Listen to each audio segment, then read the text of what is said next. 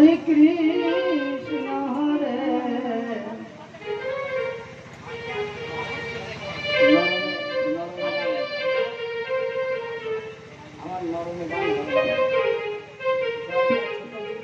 चलिए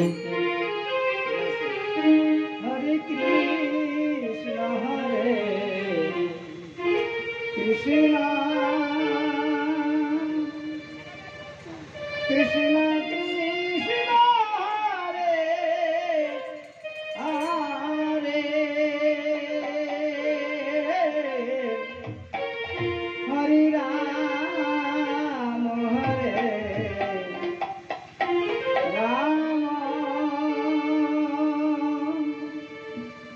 Ram Ram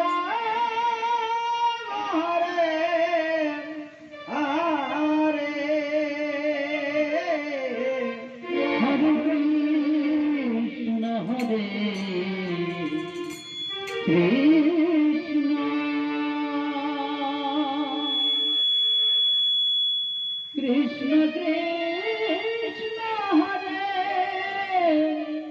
Hare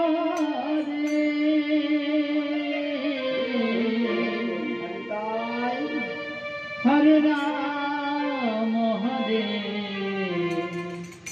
Ram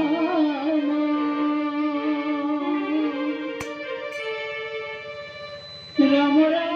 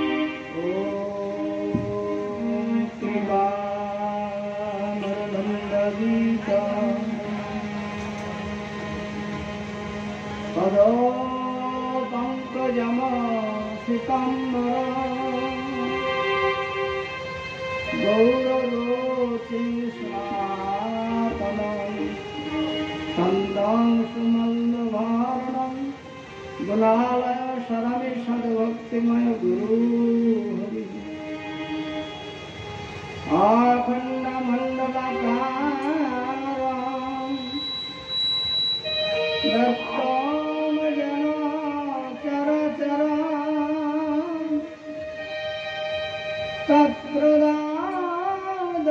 তৎপ্রদাদস্যতাম যেন তস্मै শ্রী গুরুবে নমঃ। গুরু ব্রহ্মা গুরু বিষ্ণু গুরুদেব মহেশ্বর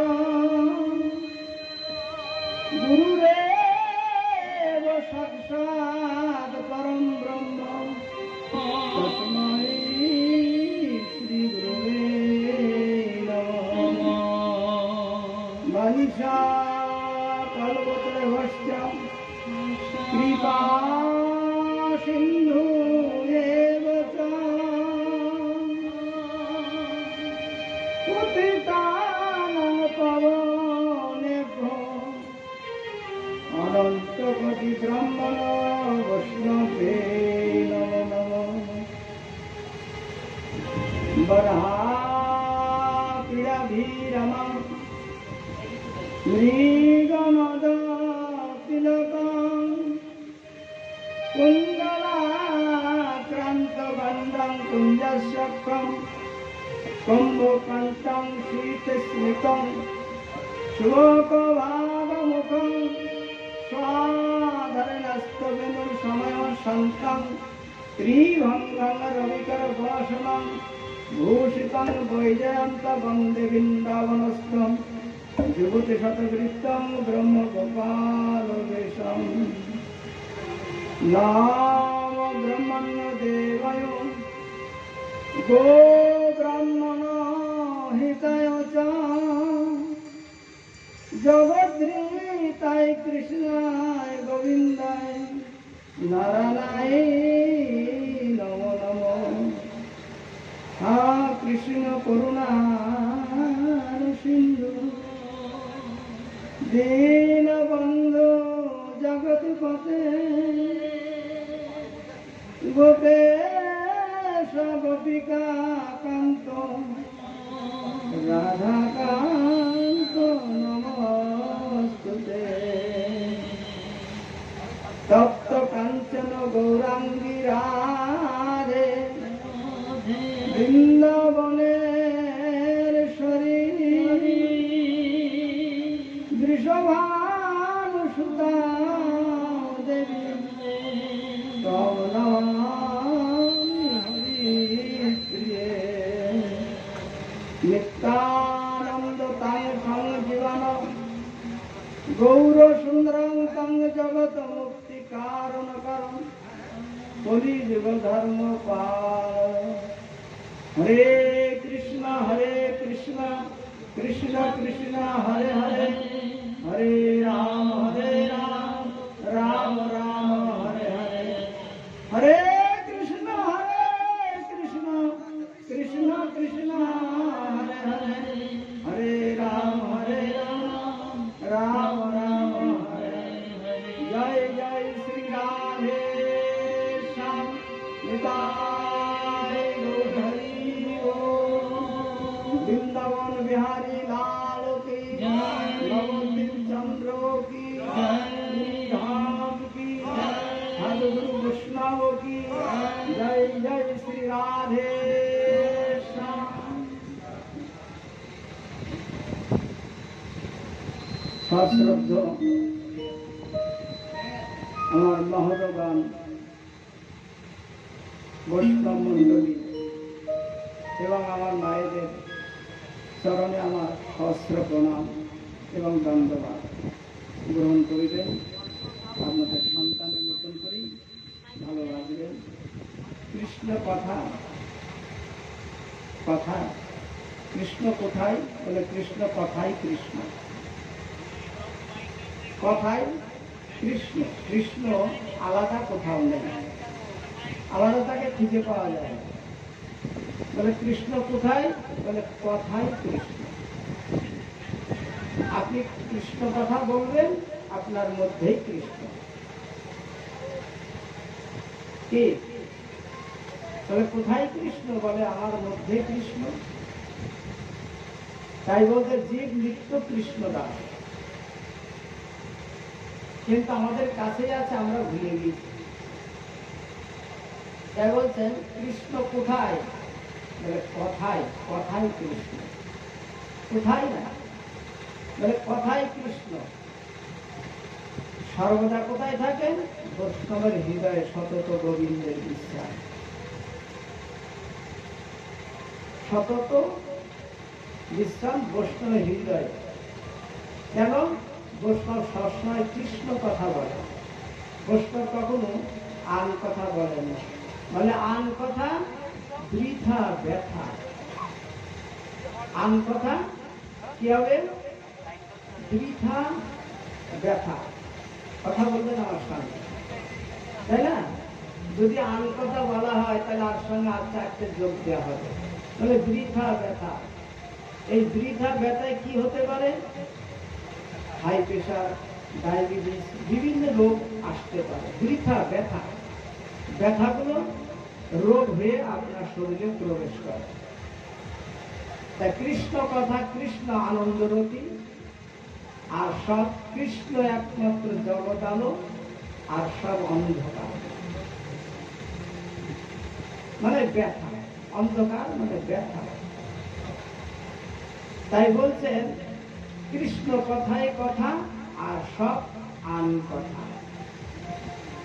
যদি আনন্দ পেতে হয় তাহলে নিত্য চিত্ত শুদ্ধ একমাত্র আমার গোবিন্দই নিত্য চিত্ত শুদ্ধ। কেন? সেটা আমাদের মধ্যে দেখে বোঝা যায়। কি আনন্দ করছেন, তাই না? মানুষের মধ্যে আছে না? তাহলে গোবিন্দ সদাই আমাদের ভিতরে আছে। আছে তাই আমরা আছি, যদি না থাকে আমরা থাকতাম। কি বাবা, কথাটা ঠিক আছে কিনা? বলে তাকে কি দেখা যায়? বলে দেখা যায়, রূপ মূর্তিতে দেখা যায়। এই যেমন আপনারা বসে আছেন, একে কি বলা হয়? বিশ্বরূপ।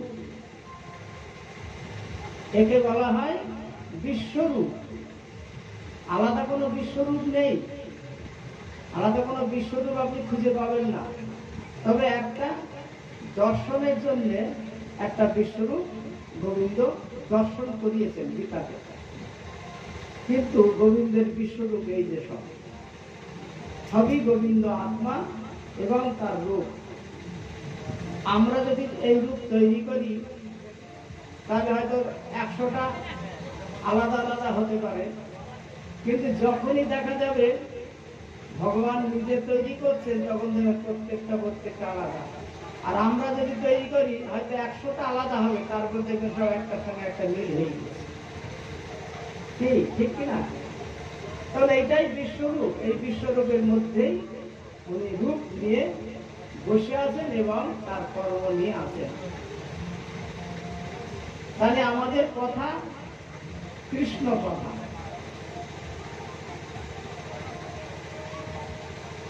তা বলা যায় মানুষ শ্রেষ্ঠ, সর্বজীবের মধ্যে মানুষ কি শ্রেষ্ঠ।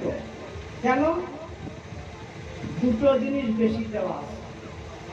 যত যত জীব আছে তার মধ্যে এই মানুষের মধ্যে দুটো জিনিস বেশি দেওয়া আছে। এই জেনারেটরটা খুব আনন্দ দিচ্ছে আমাদের, নাকি বলেন বাবা? হ্যাঁ, জয় শ্রী রাধে, জয় শ্রী রাধে, জয় শ্রী রাধে, রাধে রাধে।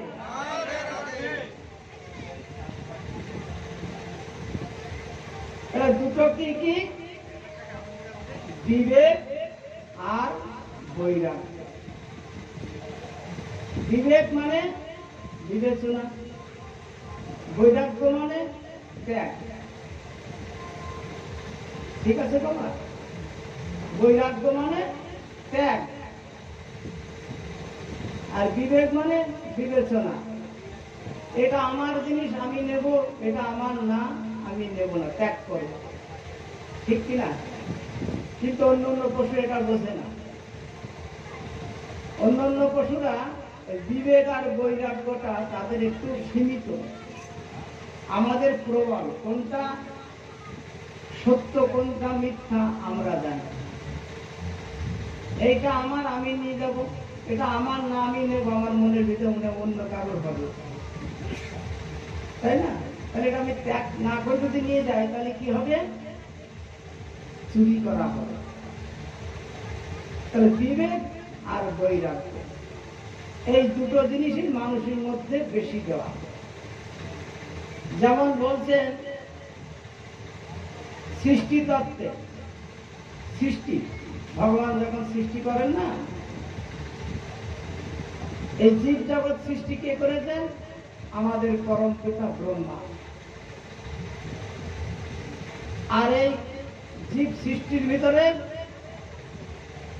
পরমাণু রূপে যে আত্মা কে দিলেন? কৃষ্ণ। তাই বলছেন জীব নিত্য কৃষ্ণ দাস। আমাদের পরম পিতাকে ব্রহ্মা, আমরা ব্রহ্মস্ব পুত্র। তাই এইরকম ব্রহ্মার সৃষ্টিতে বলতে যারা চুমুক দিয়ে জল খায়, ভালো করে শুনবেন বাবা, মানে যারা চুমুক দিয়ে জল খায় এবং তাদের দাঁত চওড়া, তারা নিরামিষ আহার করে। এমন ব্যক্তি কে কে আছে? গরু, ছাগল, ভেড়া, হ্যাঁ, হরিণ। মানুষও কি চুমুক দিয়ে জল খায়? বাবা, মানুষ কি চুমুক দিয়ে জল খায়? হ্যাঁ, মানুষ চুমুক দিয়েই জল খায়। কে? মানুষের দাঁত চওড়া না? মানুষ চুমুক দিয়ে জল খায়, তাহলে মানুষের আহার কি? নিরামিষ, নিরামিষ খাদ্য। কিন্তু ডাক্তারের কাছে গেলে কি বলে? গঙ্গা ফল 2-4টে ধরে ধরে খাও। গঙ্গা ফল চেনেন নাকি বাবা আপনারা? গঙ্গা ফল মাছলিকে বলা হয় গঙ্গা ফল। মানে ওটা গঙ্গায় চলে চলে বেড়ায়। আমি একটু শুদ্ধ করে নাম দিয়েছি, কারণ এটা তো সমানেকে ভালোবাসে, আমাদের বিশেষ করে পশ্চিমবঙ্গে। হ্যাঁ, পশ্চিমবঙ্গে ভালোবাসে না? এটাকে আমি নাম দিয়েছি গঙ্গা ফল। গাছে যেমন ফল ফলে, গঙ্গায় তেমন ফল ফলে। কি? আর বলছেন যারা জিভ দিয়ে চেটে চেটে জল খায়, তাদের দাঁতটা সরু, তাদের খাদ্য কি? আমিষ, আমিষ খাদ্য,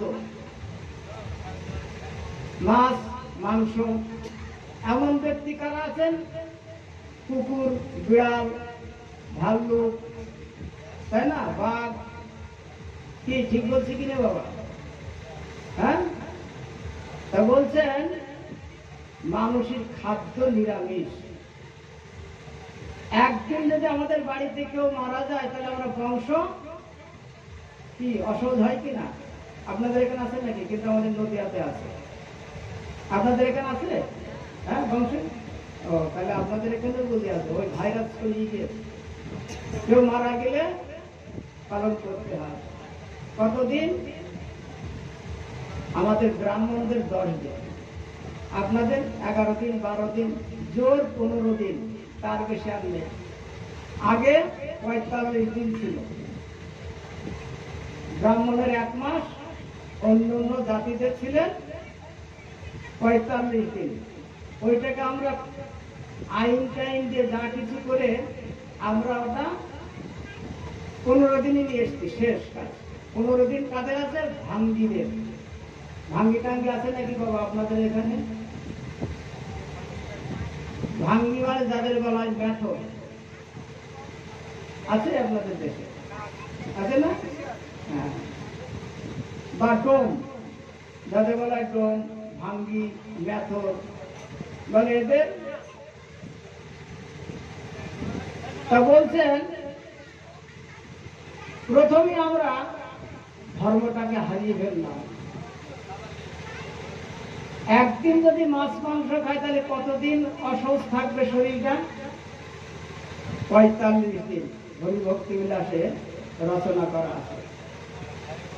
একদিন মাছ মাংস খেলে কতদিন বাবা বললাম? 45 দিন। যার জন্য আগের দিনে 45 দিন অসুস্থ পালন করতেন। শাস্ত্রটা ওখানেই রয়ে গিয়েছে। এরপরে দেখবেন ওই 7 দিন করে দেবে। কেউ মারা গেলে 7 দিন অসুস্থ।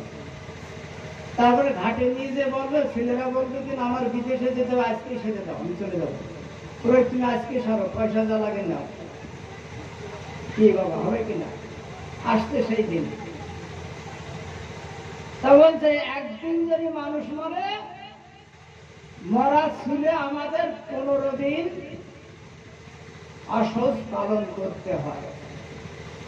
আর যদি আপনি মাছ মাংস খেয়ে যদি মরা যদি আপনি পেটের মধ্যে নিয়ে ঘোরেন, তাহলে কতদিন আপনার অসুস্থ? কি করবে ব্রাহ্মণ আর বৈষ্ণব? আপনাকে কিছু করতে পারবে? মরেছে আমরা পালন করলাম, প্রত্যেকখানি টাকা খরচ করলাম, ব্রাহ্মণ বৈষ্ণবকে ডাকলাম, খোল করতাল, হ্যাঁ ইয়া করছো, ব্রাহ্মণ কইতে ধরে বলে দিল, উদ্ধার হয়ে গেল। আমরা কি বললাম? না, এবার উদ্ধার হল, উদ্ধার হবে না।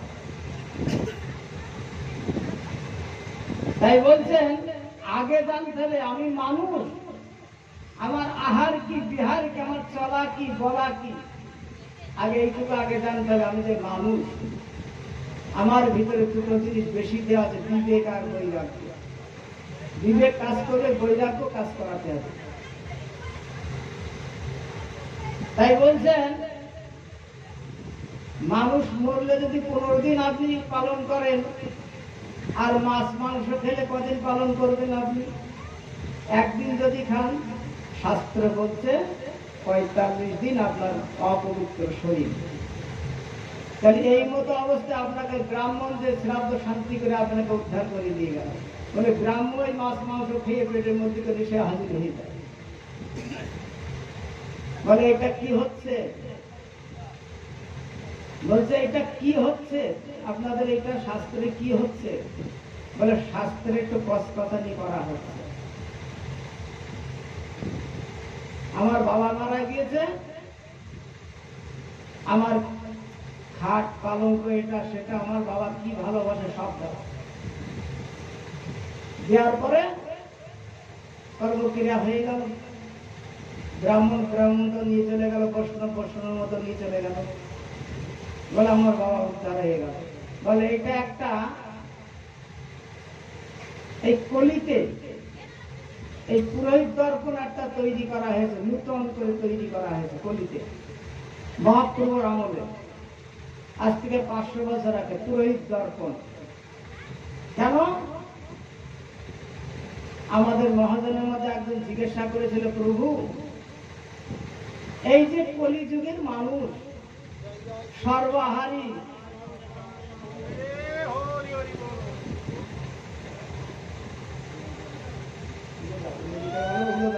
জয় জয় শ্রী রাধে,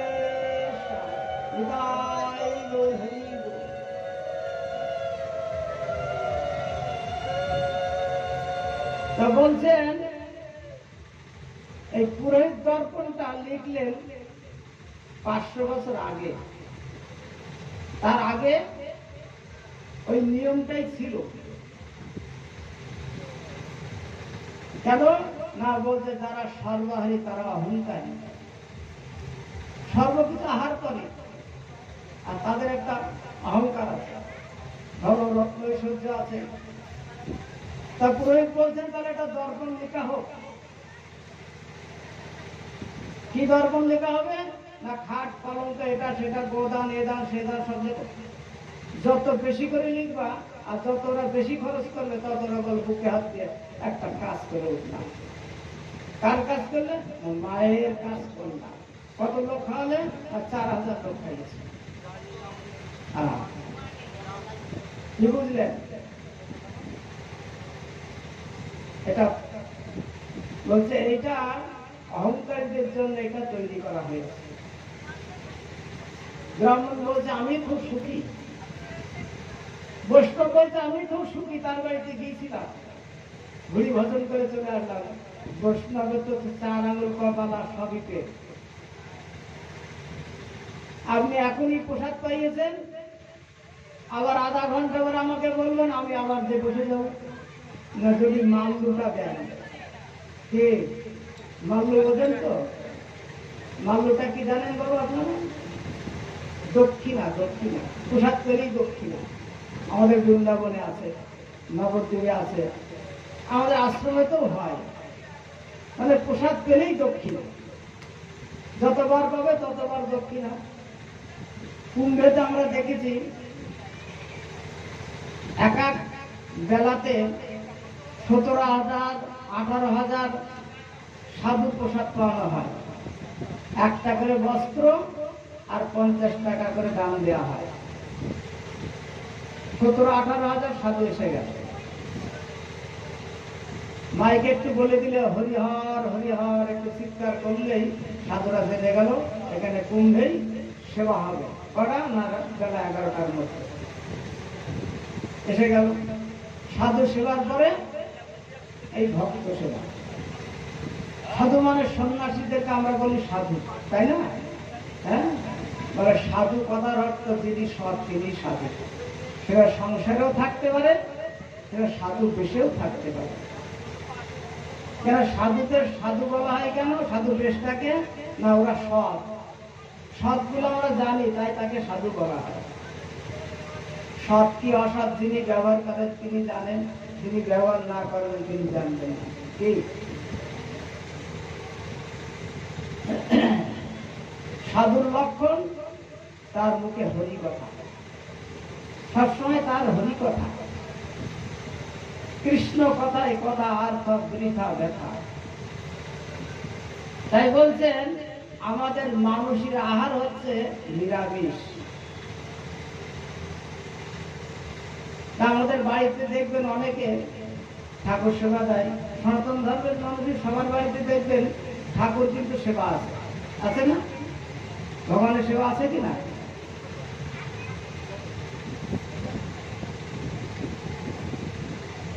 কি আছে? না চিত্রপট আছে। চিত্রপটে সেবা দেয়। কে দেয়? না বাড়ির যদি একটা বাচ্চা থাকে তাকে দিয়ে মায়েরা সেবা দেয়, নিজেরা কিছু দেয় না। কি দেয়? না নকুল দানা, না একটু বাতাসা, আর একটা ধূপ ধরিয়ে দিল। এটা আমাদের শম্ভু বাজারে ধূপ বিক্রি করে না? শম্ভুর কাছ থেকে কি 10 টাকার একটা প্যাকেট ধূপ দেয়, ধূপ ধরিয়ে দিল। সেন্ট হোক আর না, ধূপ একটা দিয়েছি তো। আর থালাটা কত বড়? যে থালায় ভোগ লাগায় থালাটা কত বড়? হ্যাঁ, কি বুঝলেন বাবা?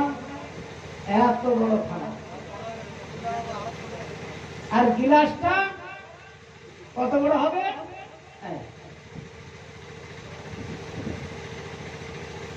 এই যে খরা গেল, ওই যে লুটা গেল, একটু গ্লাসটা বাড়ালে ভালো হতো, কিন্তু বাড়ায়নি, সেইটাই আছে। কিভাবে আছে কিনা?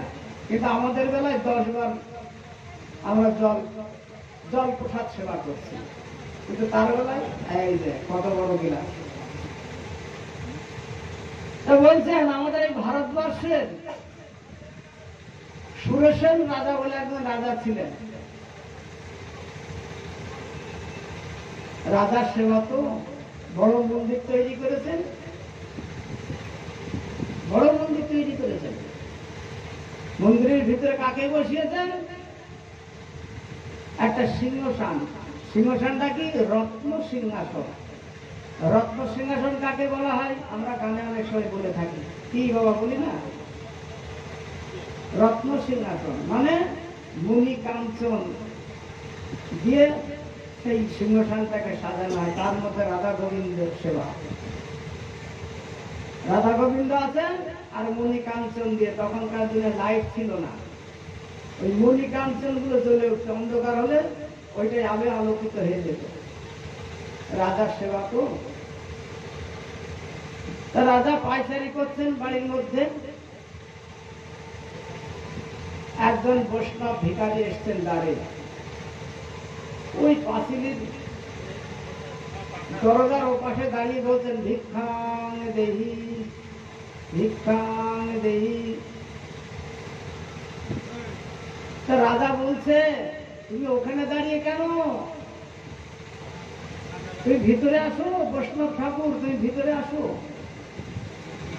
ভিতরে এসে দেখো, দেখো আমি কি করেছি। মানে রত্ন সিংহাসন বড় মন্দিরে বসিয়েছে, প্রত্যেকদিন বিকেল হলে এক পাঠ দেয়, ভালো ভালো পাঠককে নিয়ে এসে পাঠ দেন। তা বৈষ্ণব ঠাকুর ওই দরজার ওখান থেকে দাঁড়িয়ে দাঁড়িয়ে বলছে, আমি ভিতরে যাব না রাজা মশাই, আপনি এখান থেকে যদি ভিক্ষে দেন তো দেন। বলে না, তুমি আসো।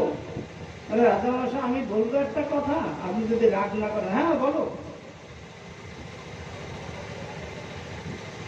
বলছে, ওটা আপনার অহংকারকে বসিয়েছে, আপনি তো তার সেবা দেন না, আপনার অহংকার, আপনার পয়সা আছে, আপনি মন্দির তৈরি করে আপনার অহংকারটাকে বসিয়েছেন।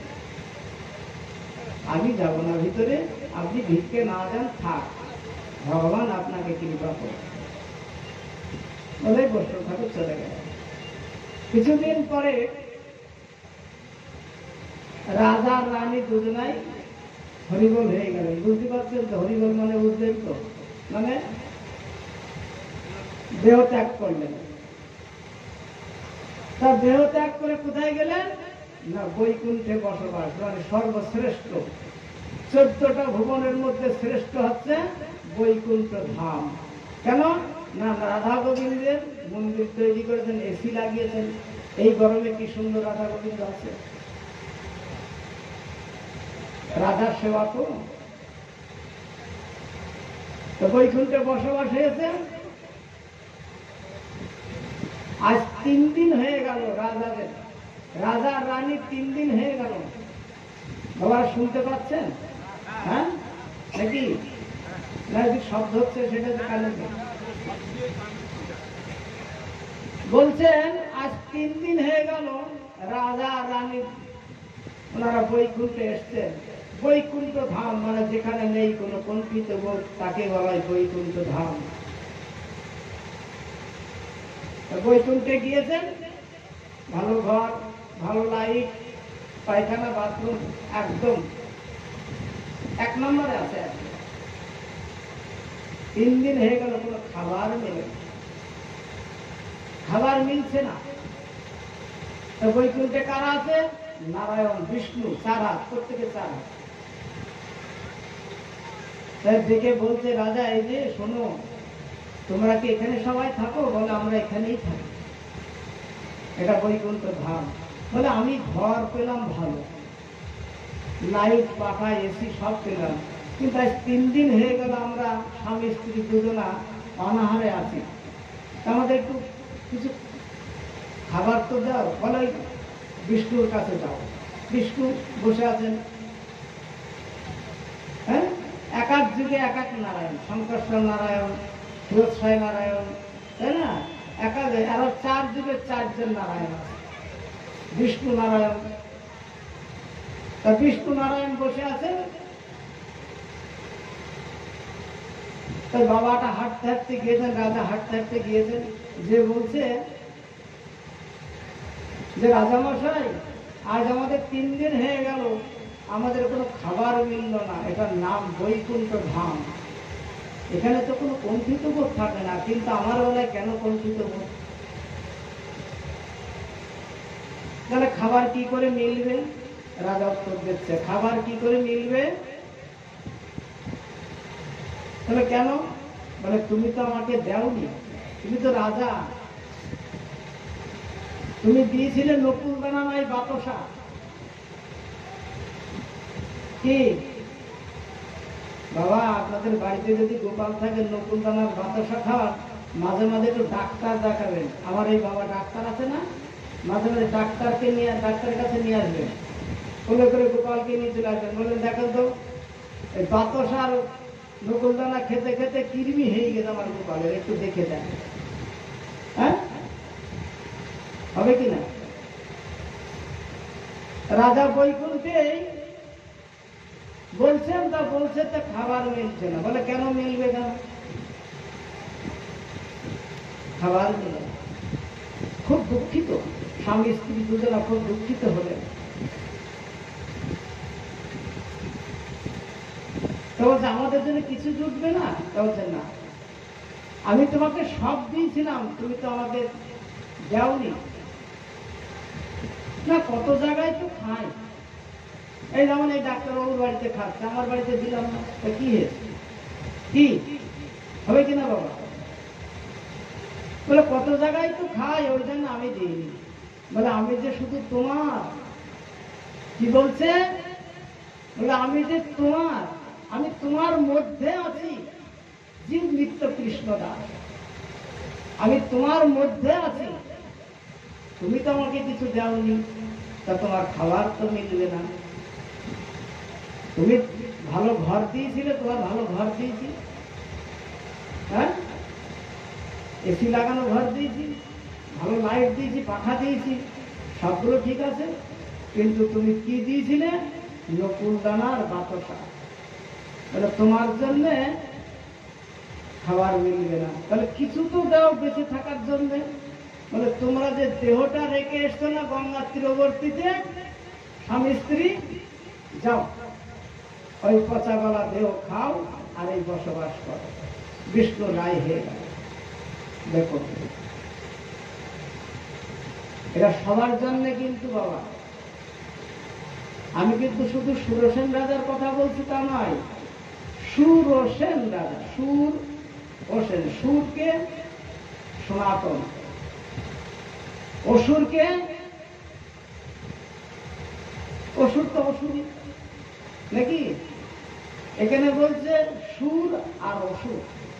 অসুর কারা? যারা ধর্মকে মানে না। যারা ধর্মকে মানে তারা সুর, সনাতন। তাকে না দিয়ে খেলে কি হয়? চুরি করে খাওয়া হয়। গীতাতে দেওয়া আছে, কষ্ট করে দেওয়া লেখা আছে। বলে তোমার বেলায় নকুল দানা আর আমার বেলায় গঙ্গা ফল, এটা সেটা অনেক কিছু। কি হয় কিনা বাবা? ঠাকুরের বেলায় এটা সে মানে নকুল দানার বাতাসা, মানুষই তারা খায় না। ওটা হয় কোনো তেলা পোকা, আরশোলা, নাহলে টিকটিকি দিয়ে খায়। কিছুক্ষণ পরে ওটা কি করা হয়? এই বাচ্চা, ওইটা হাত দিস না, জলে ফেলে দে। কেন না? কিছুক্ষণ আমি আগে দেখে দিয়েছি, ওই আরশোলায় খাচ্ছি। মানে ভগবানের সেবা। আমরা কোন ধর্মের মানুষ? আমরা সনাতন ধর্মের মানুষ। আমার বাড়িতেও সেবা, আমি 3 বার সেবা দিই। সকালে একবার দিই, দুপুরবেলা একবার দিই, আবার সন্ধ্যায় দিই। মানে মানুষেতে খাই না, ওই তেলা পোকা, আরশোলা, আর নালি টিকটিকে, তারপরে জলে দেওয়া হয়। তা যাও রাজা, তোমার জন্য ওই তুমি যে দেহটা রেখে এসছো, ওই দেহ তোমার সেবা। গঙ্গার তীরবর্তীতে যাই আর এই সব দেহ মানে মরা দেহ টেনে নিয়ে আসে, গঙ্গার থেকে টেনে নিয়ে আসে আর খায় আর চলে যায়। আতিবাহিক দেহ নিয়ে আসে। আতিবাহিক দেহ কাকে বলে? ছায়া রূপ। রূপটা ভালো বোঝা যায় না, কিন্তু দেখতে মানুষের মতো দেখা যায়। যেমন একটা মানুষের একটা ছায়া পড়লে যেমন দেখা যায় মানুষ যাচ্ছে, বোঝা যায় কিনা? ঠিক এটাকে বলা হয় আতিবাহিক দেহ। একটা দেহ থেকে আর একটা দেহ ভাগে চলে, তাকে বলে আতিবাহিক দেহ। তাই সুরসেন রাজার বংশে একটা পুত্র জন্ম হয়েছে, ছেলের ছেলে, তার নাম কিং জল্ক। কি নাম? কিং জল্ক। তার ছোটবেলার থেকেই সে ভগবানকে, তার বাড়িতে ওই যে রাধা গোবিন্দ আছে না, এই ভগবান দর্শন করে তার মনে হলো যে আমার ওইটা বুঝে আমার খেলার সাথী, তা আমি যা খাবো আমি ওকে দেবো আর আমি পাবো। বাচ্চা, শিশুর মন। ভগবানকে ভালোবাসতে গেলে শিশু মনই হতে হয়, সরল প্রাণী হতে হয়। তাই বাচ্চার মা হাতে যা দেয় তাই নিয়ে দুইয়ে দুইয়ে ওই রাধা গোবিন্দের কাছে দেয়, মেরে দানা। লালাকে দেয় আর নিজে পায়, যা দেয়। তা এখন গ্রামের লোক তাকে বলছে ও তো নিরামিষ খায়, তা আমরা বলতে দেখ সাধু, তোর নাম কি? কিংজল্প সাধু। কি নাম? কিংজল্প সাধু। 5 বছরের বয়সে শিশুর নাম হয়ে গেল সাধু। কেন? নিরামিষ খায়। সাধু বললাম কেন? না আমরা সব সর্বরকম খাই, আমরা সর্বাহারী, আর ও নিরামিষ খায়, এই সাধু হয়ে দেখেছি সাধু। তাই নাম হয়ে গেল কিংজল্প সাধু। আস্তে আস্তে বড় হলো, গঙ্গায় স্নান করতে যায়। স্নান করতে যেয়ে কুমণ্ডল নিয়ে যায়, গঙ্গার জল নিয়ে স্নান করে, আর দেখতে পাই আতিবাহিক দেহ সব লাইন দিয়ে আছে, তারা ওই গঙ্গার তীরবর্তী থেকে কত কত মরা ভেসে যায় না, ওগুলোকে টেনে নিয়ে আসে, আর ওই আতিবাহিক দেহে তারা পায়, আর বৈকুণ্ঠে চলে যায়। দেখতে পাই। কেন দেখতে পাই? কিভাবে দেখতে পাই? না সাধু। ওই যে বললাম মানুষের আহার কি, তাই না? ধর্মটা কোথায় দাঁড়িয়ে আছে? বলছে ধর্মটা কোথায় দাঁড়িয়ে আছে? আহার বিহারের পরে দাঁড়িয়ে আছে। ধর্ম ধর্ম চিৎকার করলে ধর্ম না, আচরণ। আচরিয়া জীবকে শেখায়, বলেছে না? তাহলে আচরণ, আমার ধর্ম আমি পালন করব, অন্যের ধর্ম অন্য পালন করবে। তাহলে আমার খাদ্য আমি খাবো, অন্যের খাদ্য অন্য খাবে। এটা হচ্ছে বিবেক আর বৈরাগ্য। তাহলে আমার খাদ্য নিরামিষ, আমি খাচ্ছি আমিষ, তাহলে কি ঠিক হচ্ছে? মাটা দণ্ডবোধ করো, এখানে সাধুরা আছে, ওখানে করো, ভাগবতে করো।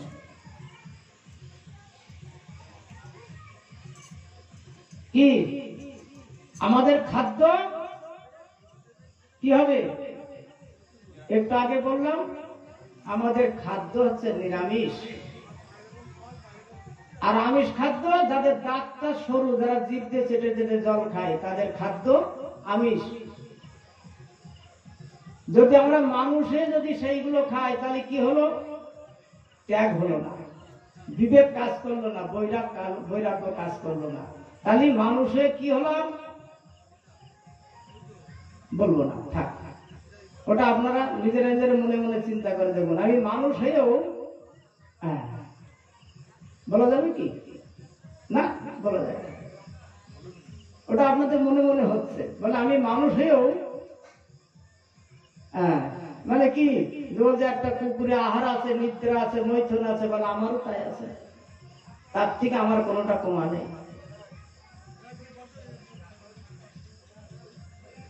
তাই বলছেন এই কিংজল্প সাধু জল আনতে যায়, স্নান করতে যায়, জল নিয়ে আসে, তাকে তাকে দেখে তার বাঁ দিকে সব আতিবাহিক দেহরা সব ওই মরা টানে খায় আর চলে যায়, আতিবাহিক দেহ নিয়ে চলে যায়। তখন ভাবে এরা কারা, এরা কোথার থেকে আসে? সব ছায়া ছায়া রূপ দেখতে পাচ্ছি। একদিন কুমণ্ডলের জল নিয়ে তর্পণ করলেন।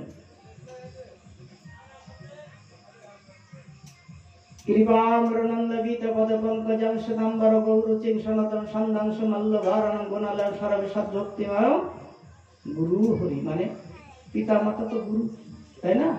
বলেই জলটা নিয়ে ছিটিয়ে দিলেন। যে ছিটি দিলেন দেখেন তো সব রাজবেশ, সব রাজরাজা। কতজন? 14 পুরুষ, 14টা পুরুষ দাঁড়িয়ে আছে। তা কিংজল্প সাধু জিজ্ঞাসা করছে তোমরা কারা?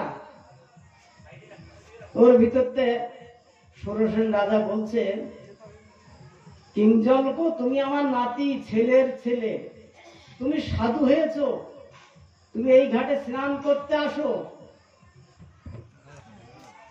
আমরা জয় জয় শ্রী রাধে।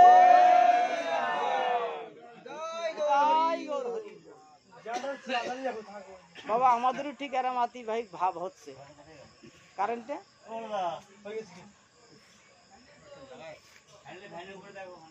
জেনারেটরটা রাস্তায় দিলে ভালো হতো কাছাকাছি হয়ে গেছে তো খুব শব্দ দিচ্ছে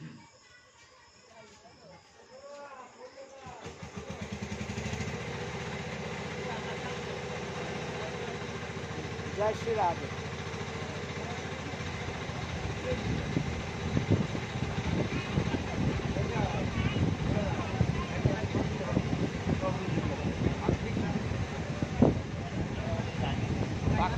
পাখাটা আমাদের না দিলেও হবে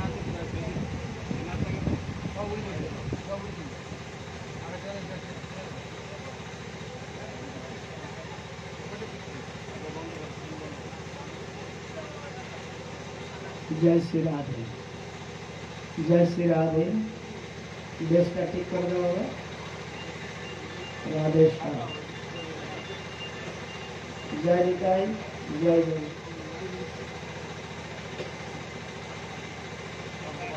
जय श्री राधे राधे श्याम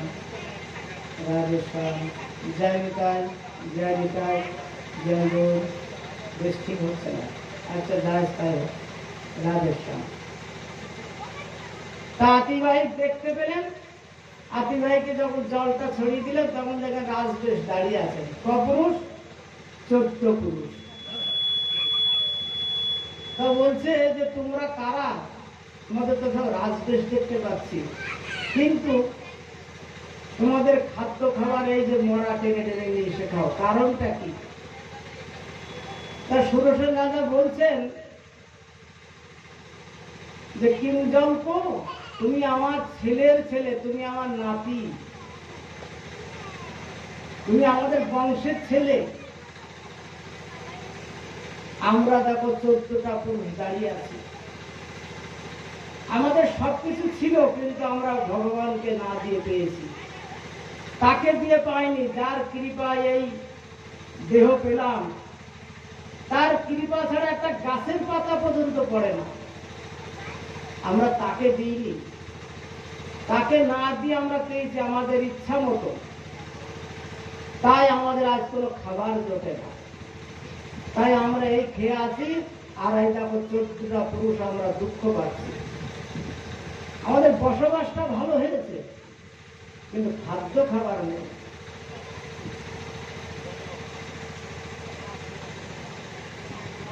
তা বলছে ঠাকুর দাদা তুমি বলো কি করলে তোমরা উদ্ধার হবে মাইকটা একটু বেশটা ঠিক করা যায় কিনা বাবা মেশিনটা তো অনেক বড় বড় আমাদের তো ছোট মেশিন কত আওয়াজ সুন্দর জয় শ্রী রাধে বলছেন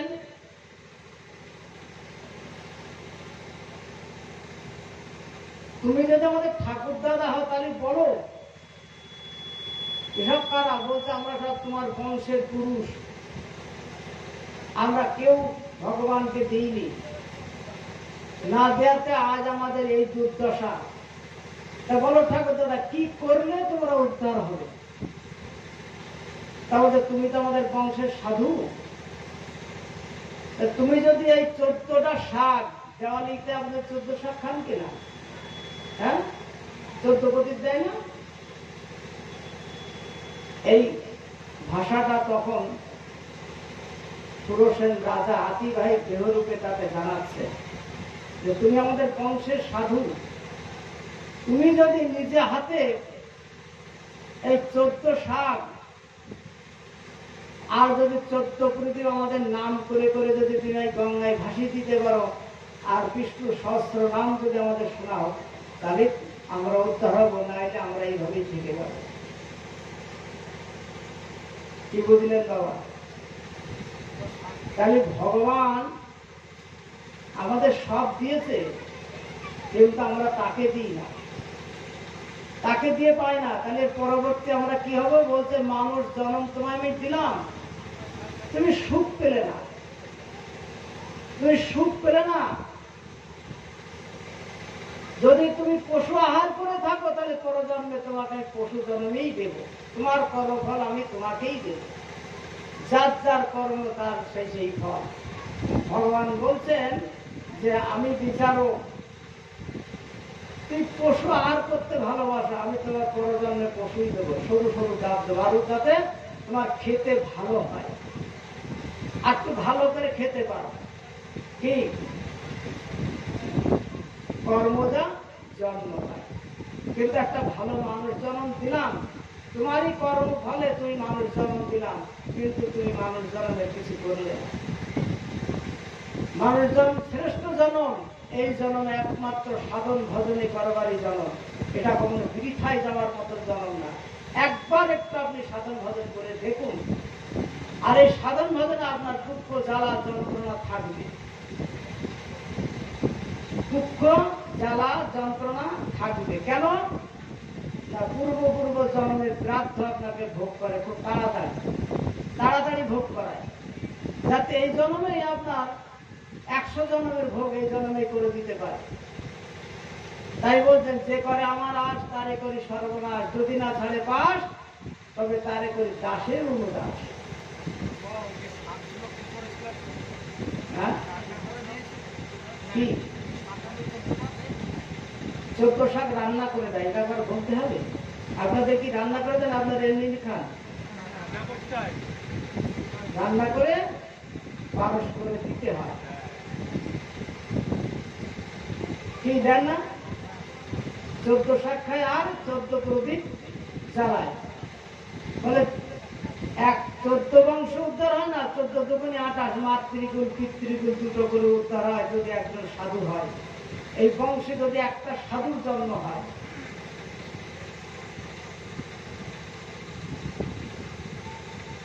তাই বলছেন আপনারা চেষ্টা করবেন আহার বিহারটার দিকে একটু লক্ষ্য করবেন। বলছে 80-84 লক্ষ জন্মের মধ্যে একটা অভিশপ্ত জীবন ঘুরে বেড়াচ্ছে আমাদের মধ্যে। অভিশপ্ত জীবন জানেন আপনারা? অভিশপ্ত জীবন 84 লক্ষ জন্মের মধ্যে একটা জনক অভিশপ্ত জীবন। এটা কার জনক? মাছের জনক। মাছ কি খায় না বলতে পারবে? মানুষ দেখবেন এক একটা জীবের এক এক আহার আছে, কিন্তু মাছের সর্বাহারী। একটা লোয়া ফেলে দেবেন জলে, সেটাকে ঠুকিয়ে ঠুকিয়ে দেখবে। আর মরা টরা এগুলো তো কোনো ব্যাপারই না। কি হ্যাঁ, কষা গলা দেহ যদি হয় তো তাহলে একেবারে আহা কি আরামে সেবা করে। তা বলছে একটা মাছের চরিত্রের বলে সতের সঙ্গে মিশলে সৎ হয়, আর অসতের সঙ্গে মিশলে অসৎ হয়। এটা তো আমরা সবাই জানি। কি জানি কি না? একটা মাছের চরিত্রটা দেখুন। একটা বড় মাছ ছোট মাছকে তাড়িয়ে তাড়িয়ে যখন ধরে খায়, তখন তারা কি অভিশাপ করে না আশীর্বাদ দেয়? বাবা, আপনাকে যদি আমি তাড়া করি, যদি বন্দুক ধরি, তাহলে আপনি কোথাতে দৌড়বেন তার কোনো ঠিক নেই। তারপরে যদি আমি গুলি করে দিই, আপনি কি আমার আশীর্বাদ করবেন? কি করবেন বাবা? অভিশাপ। একটা বড় মাছ যদি 10টা মাছকে তাড়িয়ে তাড়িয়ে খায়, 10টা মাছই তার অভিশাপ করে খায়। আর একটা মাছের মধ্যে কি আছে? হিংস্র, হিংস্রতা আছে, লালসা আছে। ছিপ ফেলে দেবেন, একদম লাইভ হয়ে গেল গঙ্গা ফল, তাই না? লালসাতে মরে মাছ। কিসে মরে? লালসাতে মরে। হিংস্র আর সর্বাহারী, সর্বরোগে রোগান্বিত। ওটা যদি আপনি ব্যবহার করেন, তাহলে আপনার শরীরে সর্বরোগ। আপনার ভিতরে লালসা, বলে না বাঙালি না খুব লালসা জাতি, বিশ্বাস করি না, ভালো করে দেখে নিন। কোথাও কোথাও যদি ব্যবসা যদি হিন্দুস্তানিরা করে না, যদি বাঙালি ঢুকে যায়, তাহলে একটু ভালো করে লক্ষ্য করি, মানে দিনে রাত্রে ওকে ভালো করে দেখিস। মানে কেন? মানে ওরা লালসা জাতীয় জিনিস আহার করে, তো ওদের ভিতরে লালসা আছে। ছোট ছোট না, বড় বড় লালসা। এতটুকু পছন্দ হবে না, এতগুলো পছন্দ হবে না, তাদের আরো দরকার। তা লালসাটা কোথা থেকে পেলাম? না মাছের থেকে পেলাম। তাহলে মাছটা খেলে মাছটা থাকে না শরীরে, বৃত্তিটা কাজ করে। একটা ভিটামিন টনিক যদি খান, ওই তার রসটা থাকে না, তার বৃত্তিটা শরীরে থাকে, ডেভেলপ হয়। ঠিক তদ্রূপ একটা মাছের সঙ্গ করলে আপনার লোভ, লালসা, হিংস্র, এই তিনটে জিনিস আপনার ভিতরে এসে যাবে। আপনি এইটাকে নিয়ে কি ভজন করতে পারবেন? না ধীর স্থিরে বসতে পারবেন? চঞ্চলতা হবে মন। হিংস্র মনকে চঞ্চলতা করে, লালসা চঞ্চলতা করে। লালসা হচ্ছে লোভ। লালসা কি হবে? লোভ।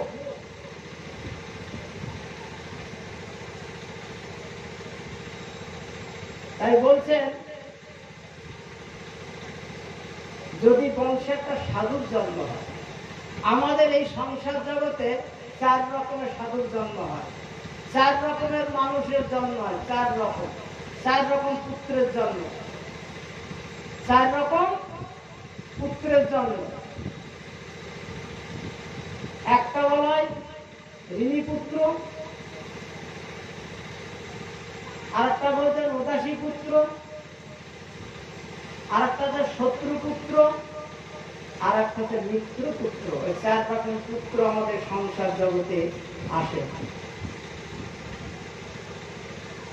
ঋণী পুত্র যদি জন্ম হয় তাহলে কি হয়? দেখতে খুব সুন্দর হয়। হয় আপনি তার কাছে ঋণ করেছিলেন, না সে তার কাছে আপনি ঋণ করেছিলেন, বা সে তার কাছে করেছিল। দুজনের ভিতরে কোনো ঋণ হয়ে আছে, তাই পুত্র হয়ে আপনার ঘরে এসে জন্ম নিল ঋণ শোধ করবার জন্য। দেখতে খুব সুন্দর হয়। তার কাজ কর্ম দেখলে আপনার মানুষের গ্রামের মন কেড়ে নেয়। তারপর কিছুদিন পরেই বাবা মা থাকতেই সেই পুত্র হত হয়ে যায়। সবাই তার গল্প করতে থাকে। এটা হচ্ছে ঋণী পুত্র। আর বলছেন শত্রু পুত্র, যেমন ভাগবতে বলছে ধুন্ধুকায়। শত্রু পুত্র কি করেন? পিতা মাতার ধনরত্ন ঐশ্বর্য যা থাকে ধ্বংস করতে থাকে, বাড়ানিতে চলে, বিভিন্ন জায়গায় যায়, অর্থ ধনরত্ন ধ্বংস করতে থাকে, বাবার ঐশ্বর্যটাকে নরকে নামিয়ে যায়। তারপর যখন না পায় তখন বাবার গলা টিপে ধরে, আর কি আছে তা।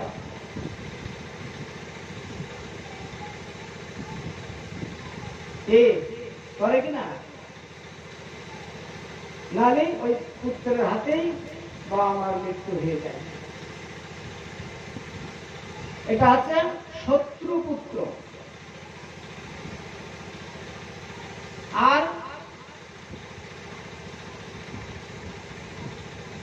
আর কি পুত্র বললাম? হ্যাঁ, মিত্র পুত্র। মিত্র পুত্র আপনার সংশেষে কি করে? বলে পিতা স্বর্গ, পিতা ধর্ম, পিতরই স্বীকৃতিমাপন্নে স্বর্গ দেবতাই, মানে 33 কোটি দেবতার উপরে আমার মাতা পিতা। তার একই ভাষা, একটাই ব্রত, একটাই তার কাজ। বলে আমি ভগবান টগবান মানি না। কাকে মানি? আমার মাতা পিতা, আমার পরম গুরু। এটা হচ্ছে মিত্র পুত্র। সে এসে বাবা মার কথা শোনে এবং বাবা মাকে শ্রদ্ধা করে। বাবা মা কিসে সুখ পাবে, বাবা মা কিসে সুখী হবে, এটা হচ্ছে মিত্র পুত্র হয়ে জন্ম হয়। তার কথা তো ভগবান ভগবান বলে কিছু নেই। তার ভগবান মা বাবা। বলছেন না, গুরু মাতা গুরু পিতা গুরু হন গতি, গুরু বিনে সংসার আর নাহি গতি। তাহলে মাতা পিতা গুরুর গুরু, পরম গুরু, সেই ছেলের কাছে বলে এটাকে বলা হয় মিত্র পুত্র। আর একটা পুত্র আছে, কি আছে? উদাসী পুত্র। উদাসী পুত্র ঘরে এসে কি করে? না ছোটবেলার থেকে গোবিন্দের আরাধনা করে। গোবিন্দ ছাড়া আর কাউকে জানে না, কাউকে চেনে না। যেমন কিঞ্জল্প সাধু, এক পুরুষ না, 14 দোকানে 28 পুরুষ, মাতৃকুল পিতৃকুল সে উদ্ধার করতে আসে সাধু। এই হলো 4 রকমের পুত্র। আপনাদের কি ধরনের পুত্র আছে আপনারা নিজেরা বিচার করে নিতে পারবেন। তাই তুলসীদাস রামায়ণ বলেছিলেন, পুত্রতা পুত্র নারী মুক্ত। তুলসীদাস রামায়ণ কি বললেন? বলে একই ডাক দিয়ে মূত্রের জন্ম, একই ডাক দিয়ে পুত্রের জন্ম। যদি পুত্র হয় তো পুত্র, নাইলে ওটা মূত্র। যে পুত্র মা বাবাকে দেখে না সেটা পুত্র না, সেটাতে মূত্র।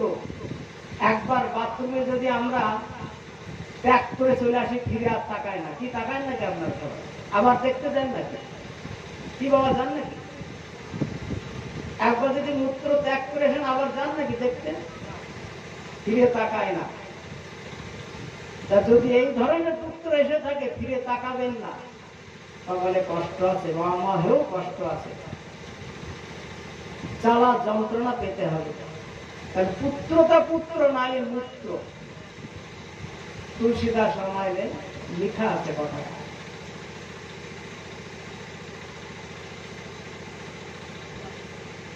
তাই বলছেন আপনারা একাদশীটা করবেন, সব খান, একাদশীটা করবেন। দেখবেন আস্তে আস্তে আপনাদের ভিতরে ত্যাগ শিকার আসবে, আস্তে আস্তে হবে। কেন বংশ পরম্পরা সর্বাহারী হয়ে আসছে না, একবারে হয় না। একাদশী করতে করতে দেখবেন আপনার ভিতরে ত্যাগ শিকার আসবে, চিত্ত নিত্য চিত্ত শুদ্ধ হয়ে যাবে। তারপর দেখবেন আপনি ভগবানের আরাধনা করছেন, আপনি পরম বৈষ্ণব হয়ে গেছেন। তাই এখানে বলছেন গোপাল সেবা করবেন। বলছেন আমাদের যত যত দেবতা, যত যত ভগবান আছে, 24 জন ভগবান অবতার আছে। আর দেবতা 33 কোটি, নাম জানি না। কি সব নাম জানেন নাকি আপনারা? হ্যাঁ, জানেন না? তা বলছেন এত দেবতা আছে, আর ভগবান আছে 24 জন। তার মধ্যে একজন শ্রেষ্ঠ, যার কোনো অসহজ বলে কিছু নেই। যার যেমন ভাব তার তেমন লাভ। আপনারা একটু এদিকে সরে আসেন, অনেকটা জায়গা দিয়ে খালি আছে, সরে আসেন, সামনে সামনে আসুন। বাবা একটু আগে আসেন না, সামনে এত জায়গা রাখার দরকার নেই। মানে ভক্ত যা আসার এসে গেছে নাকি? আগে আসেন, একটু মুখ দর্শন করলে ভালো লাগে, মুখ দর্শনে ভালো লাগে।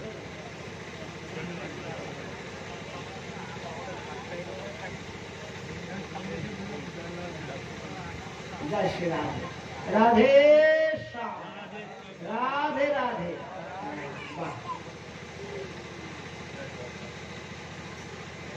কোন জায়গাটায় বলছিলাম কথাটা? 24 জন ভগবান আর 33 কোটি দেবতা। আমাদের দেবতার অভাব হয়? আমরা আর কোনো ধর্মে যেতে পারি? আমাদের সনাতন ধর্মের তার কোনো ধর্ম আমাদের লাগে কি? লাগে না। তার মধ্যে একজন শ্রেষ্ঠ, যার কোনো অসহজ নেই, তার কোনো অসহজ হয় না, এমন ভগবান আছেন। তার কোনো অসহজ হয় না, ভাব। এই গোপালকে যদি আপনি পুত্র রূপে ভাবেন,